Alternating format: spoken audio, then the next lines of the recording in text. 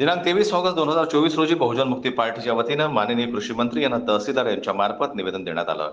निवेदनात चांदूर बाजार तालुक्यातील तळेगाव मोहना, आसेगाव पूर्णा, करजगाव, शिरसगाव कसबा, चांदूर बाजार, बेलोरा अशी 7 महसूल मंडळे येतात.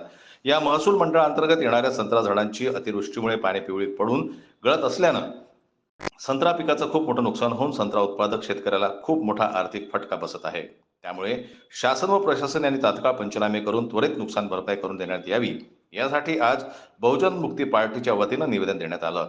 निवेदन देतेवेळी बहुजन मुक्ती पार्टीचे जिल्हाध्यक्ष गौरवदादा किटुकले, अफसरभाई अली, चेतनभाऊ वानखडे, भैयासाहेब वानखडे, नंदलाल वासनिक, श्रीकृष्ण वानखडे, विशाल गजबे यासह इतर शेतकरी उपस्थित होते.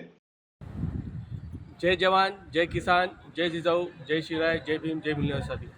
आज चांदूर बाजार तहसील येथे तहसीलदारांना निवेदन देण्यात आलं आणि तसेच कृषी मंत्री महाराष्ट्र राज्य यांनासुद्धा निवेदन देण्यात आलं की चांदूर बाजार तालुक्याअंतर्गत 7 महसूल मंडळ येतात आणि त्या 7ही महसूल मंडळाच्या संत्रा उत्पादक शेतकरी एवढा हवालदिल झाला आहे, कारण की त्या संत्र्याच्या झाडाच्या फांद्या आणि जे पत्ते आहेत ते पिवळे पडून गळत आहे.